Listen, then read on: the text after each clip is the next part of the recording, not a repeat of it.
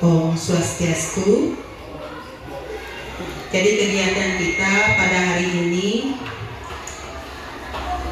pada hakikatnya merupakan lanjutan dari program yang sudah Ibu laksanakan. Jadi Ibu secara pribadi dari kepala sekolah ya, dari program pelatihan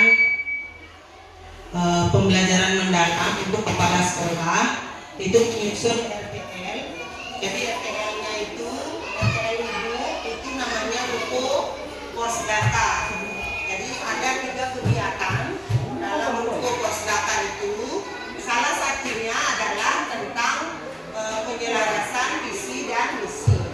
Jadi Ibu memperdalam tentang pembelajaran mendalam karena selanjutnya ada peningkatan kompetensi guru yang Ibu harapkan jadi dilaksanakan dalam bentuk pengimbasan atau berbagi praktik baik oleh Bapak Ibu guru yang sudah mengikuti kegiatan pelatihan pembelajaran mendalam, yaitu Ibu Made Suryaningsih dan Bapak Kadek Wirya Apriana. Demikian juga mengenai peningkatan kompetensi dalam bidang digitalisasi. Nanti kedepannya mungkin lagi 2 minggu Ibu harap peserta pelatihan coding membantu mengimbas kepada teman-teman kita. Jadi Ibu Made Sri Ayu Lestari.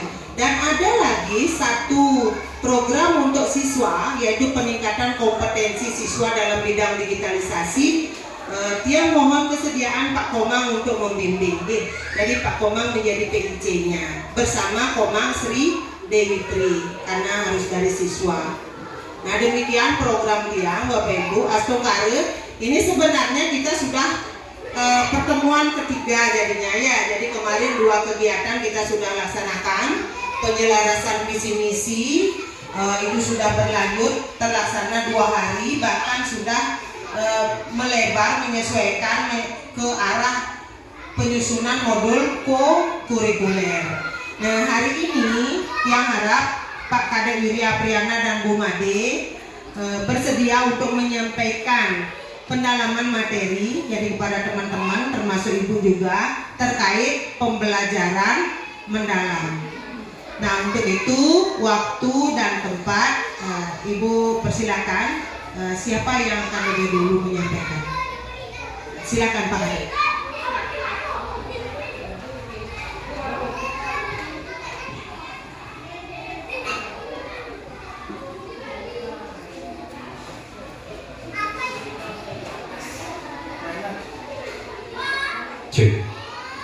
Baik, mohon izin Ibu Kepala Sekolah dan teman-teman. Jadi hari ini saya akan mencoba untuk melakukan kegiatan pengimbasan dari apa yang sudah dia mendapatkan dari pelatihan seminggu yang lalu ya kurang lebih. Nah jadi dalam kegiatan ini jadi bukan yang bermaksud untuk menggurui ya dari teman-teman Ibu Bapak senior ya. Jadi di sini kegiatannya yaitu berbagi ya. Kita berbagi, sharing, diskusi tentang apa yang nanti akan yang sampaikan. Jika ada kekurangan silakan dilengkapi. Kalau misalnya ada sesuatu yang keliru atau miskomunikasi ya. Jadi di sini kegiatannya adalah untuk berbagi ya dari apa yang saya dapatkan dari pelatihan kemarin, yaitu mengenai tentang pembelajaran mendalam. Jadi kita terlebih dahulu untuk mengetahui ya di pola pikir bertumbuh. Nah jadi ini modul pertama yang kemarin didapat dari pelatihan, yaitu tentang pola pikir bertumbuh.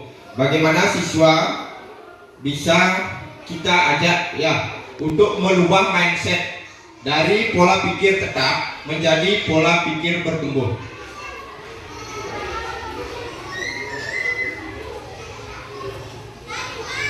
Ya ini, ya jadi latar belakang dari modul ini yaitu dari hasil survei mindset dalam PISA 2018. Indonesia termasuk satu dari 6 negara yang memiliki persentase murid yang growth mindset di bawah 40%. Ya, 29%, nomor 3 dari bawah. Kemudian ada korelasi positif antara jumlah murid yang growth mindset dengan hasil akademik di suatu negara. Nah, jadi itu yang melatar belakangi dari pola pikir bertumbuh ini ya. Nah, kita lanjut ke konsep pola pikir bertumbuh. Jadi pola pikir adalah segalanya ya. Pola pikir itu adalah segalanya, di mana pola pikir akan mendikte tindakan yang dilakukan serta akan menentukan hasil yang diperoleh ya dari pola pikir itu ya. Nah, kemudian pola pikir, tindakan dan hasil bisa dilihat di diagramnya ya.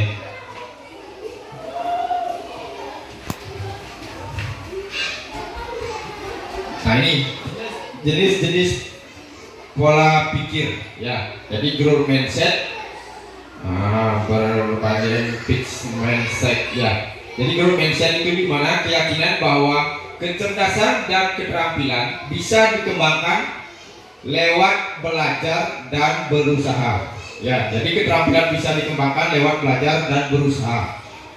Kemudian fixed mindset yaitu keyakinan bahwa kecerdasan dan keterampilan bersifat tetap yang tidak banyak bisa berubah, bisa diubah ya. Jadi itu. Jadi dari fixed mindset kita akan merubah ke growth mindset ya. Jadi dari dulu misalnya contoh seorang siswa misalnya ditunjuk ke depan ya oleh gurunya, ditunjuk ke depan untuk menyampaikan pendapat. Nah, dia merasa malu gitu ya. Jadi merasa malu untuk tampil ke depan. Nah, itulah upaya kita nanti agar bisa merubah mindset itu menjadi growth mindset.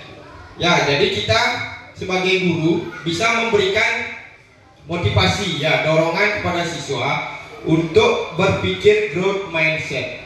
Ya, seperti penjelasannya yaitu keterampilan bisa dikembangkan lewat belajar dan berusaha. Kita memberikan motivasi kepada siswa untuk bisa merubah pikiran yang tetap, pola pikir yang tetap menjadi pola pikir bertumbuh. Nah, kita beri motivasi siswa. Ayo silakan dicoba dulu. Nanti kita perbaiki kalau memang salah. Nah, itu jadi contohnya ya. Jadi rasa takut itu dihilangkan di dalam diri siswa ya. Nah, itu tugas kita, memberi motivasi pada siswa agar tidak terus merasa di zona nyaman ya, zona nyaman. Bagaimana kita bisa mengembangkan keterampilan lewat belajar dan berusaha. Nah, ini pola pikir tetap ya dengan pola pikir bertumbuh.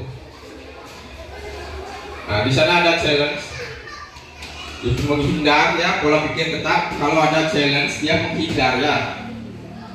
Kemudian menyerah, mubazir, kritiknya serangan. Nah, jadi merasa terserang dia kalau dikasih kritik ya. Kemudian success other, yaitu ancaman ya, dia merasa terancam. Kalau pola pikir bertumbuh, dia akan menerima ya challenge itu. Jika diberi challenge, dia akan menerima challenge tersebut, berusaha untuk melakukan ya challenge tersebut. Kemudian obstacle-nya dia bertahan. Kemudian effortnya peluang, kritiknya itu merupakan suatu informasi ya. Kemudian success-nya adalah inspirasi. Yaitu ya pola pikir tetap dengan pola pikir bertumbuh. Jadi kita berusaha ya. Nah, dari pola pikir tetap, nah, itu pola pikir bertumbuh. Bagaimana kita bisa belajar ya mengetahui atau mengenali suara PPT. Nah, itu contohnya ya, suara PPT, suara yang menimbulkan kekhawatiran dalam menghadapi tantangan dan kesulitan. Nah, ketika dia menghadapi tantangan dan kesulitan, dia merasa khawatir. Ya, jadi merasa khawatir dengan tantangan yang diberikan seperti tadi saya contohkan itu. Ya, ketika disuruh ke depan misalnya menyampaikan hasil diskusinya, nah dia merasa kesulitan ya menghadapi tantangan tersebut. Kemudian Kajun sadari bahwa kita punya pilihan ya. Kita punya pilihan. Kemudian berbicara kembali dengan suara PPB. Nah ini suara yang menimbulkan optimisme dalam menghadapi tantangan dan kesulitan. Kemudian lanjut yaitu melakukan aksi sesuai dengan suara PPB, ya, pola pikir bertumbuh.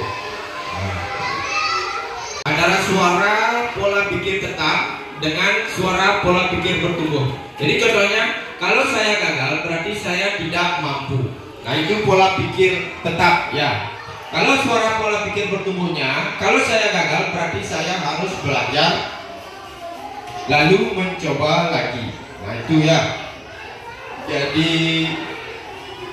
PR buat kita ya, bagaimana bisa merubah pola pikir siswa, pola pikir tetap menjadi suara pola pikir bertumbuh. Jadi waktu sebelum pelatihan sempat bingung apa itu suara PPT, sempat diributkan waktu pretestnya ya. Ternyata ini dia. Nah ini itu komunitas belajarnya ya. Jadi membangun komunitas belajar merupakan fondasi utama untuk mengembangkan PPB di sekolah yang terdiri dari beberapa macam hubungan, yaitu hubungan guru dengan murid, kemudian hubungan guru dengan orang tua, itu sangat penting ya, serta hubungan guru dengan guru. Ya, jadi itu, jadi kita menjaga hubungan baik tersebut untuk membangun fondasi ya. Hubungan guru dan murid adalah yang sangat penting sebab ini adalah proses awal dari pembentukan PPB di dalam kelas. Nah itu. Nah ini merupakan pujian pribadi dan pujian proses. Ya, bagaimana cara guru memberi pujian atau kritik juga menjadi faktor yang sangat menentukan tipe pola pikir yang akan terbentuk pada muridnya. Nah, dua pujian berikut ini ternyata memberi dampak yang sangat berlawanan. Nah, kamu pasti pintar, itu pujian pribadi. Ya, itu termasuk pujian pribadi. Kamu pasti pintar. Kemudian kamu pasti sudah bekerja keras. Itu merupakan contoh pujian proses. Ya, jadi prosesnya dipuji. Ya. Ini peta pikiran kerangka kerja PM. Ya. Jadi pembelajaran mendalam itu ya, ada 4 ya kerangka, yaitu dimensi profil lulusan, kemudian prinsip pembelajaran, kerangka pembelajaran, dan pengalaman belajar. Nah ini ya ini disampaikan ya, yang kemarin menjadi pertanyaan ya, rumusnya 8334 ya. Jadi ini ada 8 dimensi profil lulusan ya, yaitu keyakinan dan ketakwaan, kemudian yang kedua kewargaan, penalaran kritis, kreativitas, kolaborasi, kemudian ada kolaborasi independen ya, kesehatan dan komunikasi. Nah itu 8 dimensi profil lulusan. Kemudian 3 yaitu ada prinsip pembelajaran ya, ada 3 prinsip pembelajaran, yaitu berkesadaran, bermakna, dan menggembirakan. Itu 8 3-nya lagi 1, yaitu ada pengalaman belajar ya, yaitu tentang memahami, mengaplikasi, dan merefleksi. Kemudian yang 4-nya yaitu ada kerangka pembelajaran. Yang pertama itu ada praktis pedagogis, yaitu merupakan bagaimana kita bisa memilih model ya, strategi pembelajaran, metode, itu tentang praktis pedagogisnya. Kemudian lingkungan pembelajaran, jadi bagaimana kita bisa memanfaatkan lingkungan untuk belajar ya, tidak hanya dalam kelas, mungkin di luar kelas atau di kemudian kemitraan pembelajaran. Nah kemitraan pembelajaran ini juga penting ya. Jadi bagaimana kita bisa melakukan hubungan atau mitra dengan stakeholder yang lain ya. Mungkin contohnya misalnya kalau ada materi tentang pertanian, itu misalnya kesehatan, bisa kita mengundang pakar kesehatan atau pertanian yang bisa kita ajak kerjasama untuk memberikan suatu informasi ya. Tuh, tentang pemanfaatan digital. Nah, ini sudah seringnya dalam pemanfaatan digital itu dari Chromebook misalnya ya. Saya akan menyampaikan pembahasan dari hasil yang sudah yang dapatkan selama melaksanakan pelatihan kemarin, yaitu selama 6 hari. Di hari pertama itu kami melakukan asinkronus. Di dalam asinkronus itu kami membaca kurang lebih 7 modul. Nah, tadi yang disampaikan oleh Pak Kadek Willy itu baru 1 modul tentang pola pikir bertumbuh. Ya, jadi penting sekali pola pikir bertumbuh itu dalam pembelajaran mendalam. Ya, biasanya dulu ada seperti tadi yang dijelaskan oleh Pak Kadek, bagaimana cara kita mengubah PPT ke PPB dari suara pola pikir tetap, yaitu kalau pola pikir tetap anak-anak pesimis, misalnya dia gagal, dia tidak mau mencoba lagi. Ya, jadi tugas kita sebagai guru, bagaimana cara kita untuk mengubah pola pikir tetap pada siswa menjadi pola pikir bertumbuh. Jadi kita berikan motivasi anak itu agar mau mencoba apa yang belum mereka pahami. Nah, selanjutnya di modul 2 ini ada bagaimana pembelajaran mendalam, atau langsung saja karena di perencanaan pembelajaran itu juga ada di dalamnya. Nah, langsung saja ya, karena kalau 7 modul rasanya terlalu banyak. Ini saya sampaikan poin-poinnya karena kita sebagai guru penting sekali kita mempelajari ini, bagaimana sih perencanaan pembelajaran dalam pembelajaran mendalam.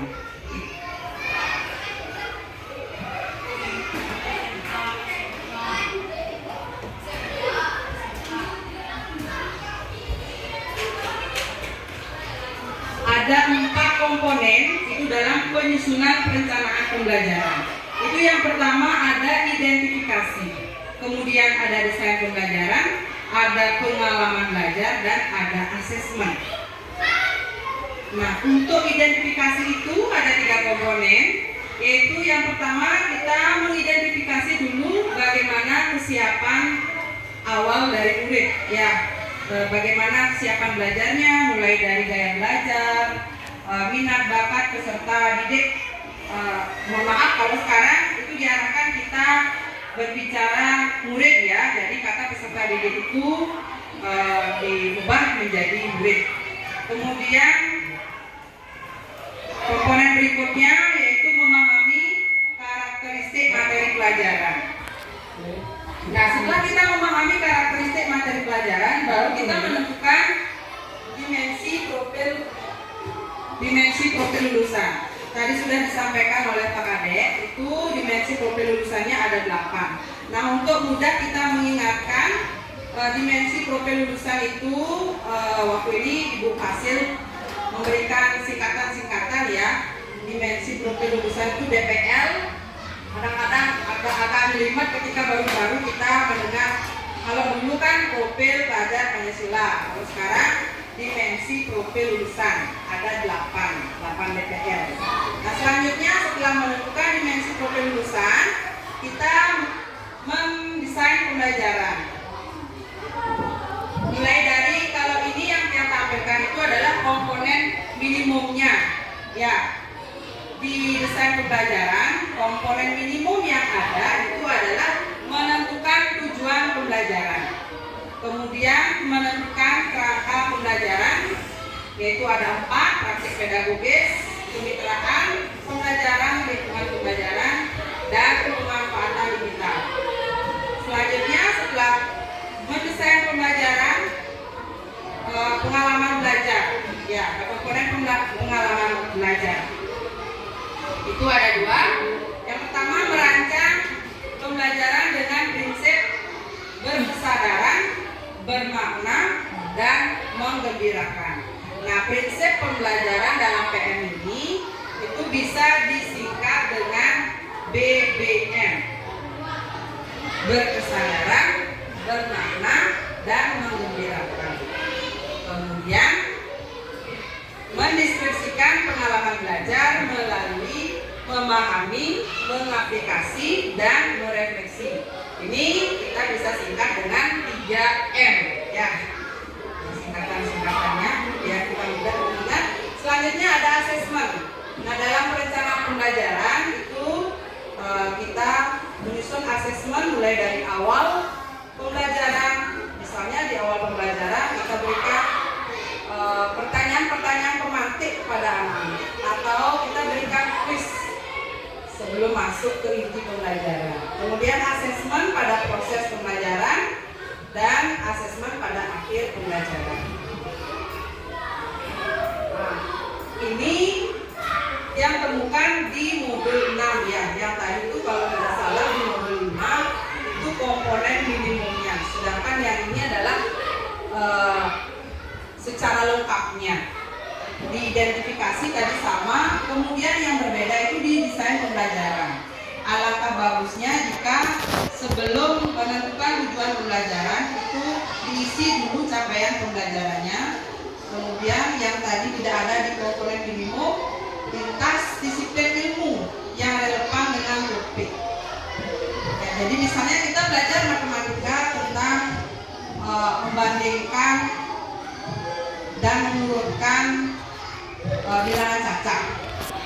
Kita ajak anak-anak kaitkan dengan materi IPS misalnya.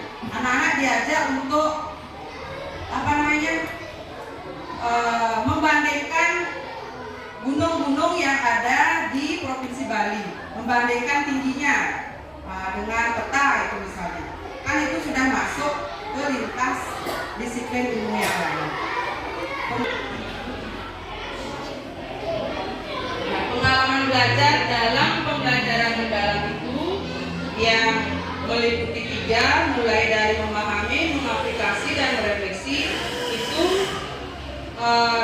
katanya disintetis, digabungkan antara taksonomi Bloom dengan taksonomi Sulung, sehingga menimbulkan pengalaman belajar pembelajaran mendalam itu ada 3. Proses penyusunan pembelajaran itu tahap awal yang kita lakukan mulai dari menganalisis CP. Nah, sekarang ada CP baru lagi. Nah, itu dalam penyusunan pembelajaran kita awali dengan menganalisis capaian pembelajarannya, kemudian menyusun tujuan pembelajaran dan alurnya. Selanjutnya baru merencanakan pembelajaran dan asesmen. Nah, ini ada catatannya. Untuk proses perancangan kegiatan pembelajaran ini diperuntukkan bagi pendidik yang akan merencanakan pembelajaran secara mandiri. Nah, ini ada komponen minimum perencanaan pembelajaran. Nah, kalau dulu kita mengenal dengan modul ajar, sekarang ke perencanaan pembelajaran. Lalu sebelumnya FPP, sekarang PP, perencanaan pembelajaran. Ini komponen minimumnya. Di bagian identifikasi itu minimal ada dimensi profil lulusan, kemudian ada tujuan pembelajaran di bagian desainnya. Baru di bawahnya yang 4 itu ada kerangka pembelajaran, mulai dari praktek pedagogis, kemitraan pembelajaran. Itu opsional ya, berarti bisa itu kalau tidak ada misalnya itu bisa tidak disertakan. Kemudian lingkungan pembelajaran dan pemanfaatan digital. Nah, ini adalah contoh pelaksanaan pembelajaran mendalam yang mengaitkan pengalaman belajar, prinsip pembelajaran yang diadaptasi dari model pembelajaran inquiry. Nah, pengalaman yang pertama itu memahami, dikaitkan dengan prinsip berkesadaran dan bermakna.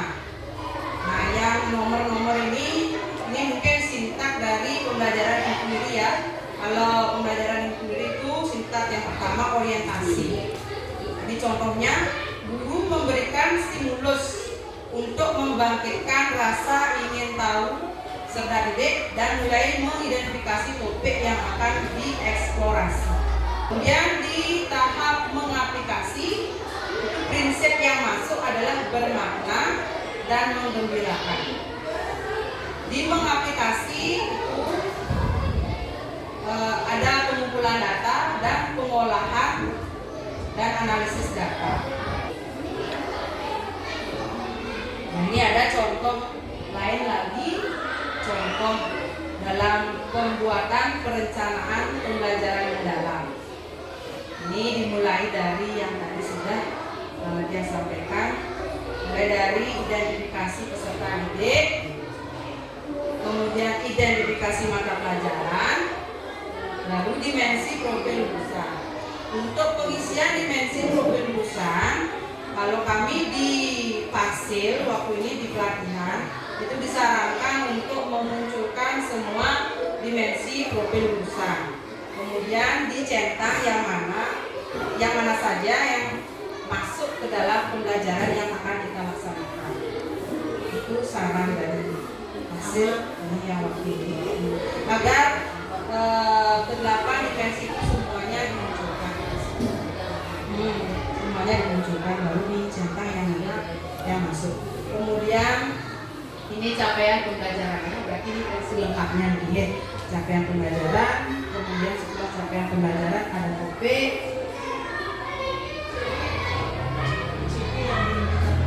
kemudian ada tujuan pembelajaran,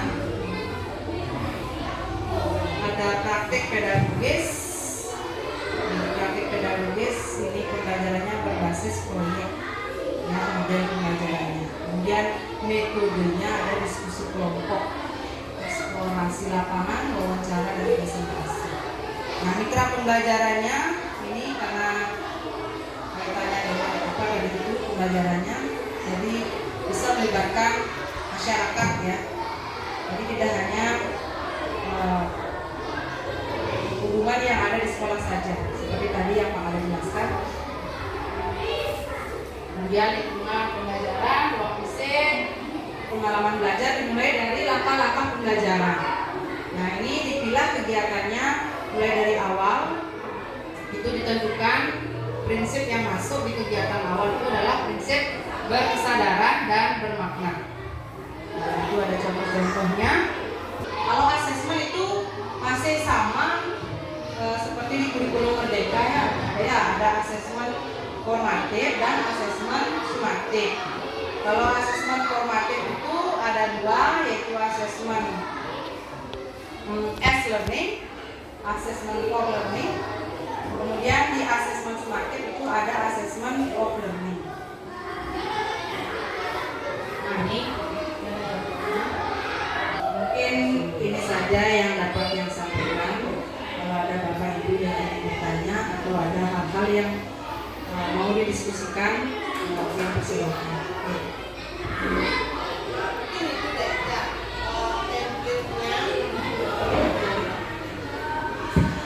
Jadi hanya masukkan saja template yang sudah Ibu Made dan Pak Kadek buat ke Ibu mohon kemudian kita jadikan sebagai dasar pada saat kegiatan pengibasan berikutnya, karena Ibu harap pengibasannya tidak hanya sampai di sini.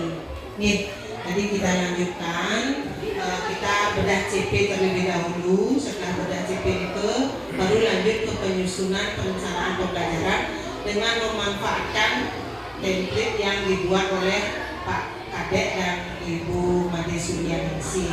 Jadi kita bisa bekerja sama di sini, bekerja semampu kita. Dia yakin dengan kerjasama kita bisa selesaikan sedikit demi sedikit. Jadi yang mohon nanti kita manfaatkan waktu setelah jam pulang siswa nih. Jadi setelah jam pulang siswa kerja 1 jam, dan besoknya lagi kita lanjutkan. Jadi kita bekerja saja dulu, jangan berpikir harus selesai hari ini, jangan berpikir sekali itu. Bekerja saja dulu apa yang bisa kerjakan, ya, kita kerjakan bersama. Itu saja mungkin masukan Ibu. Terima kasih.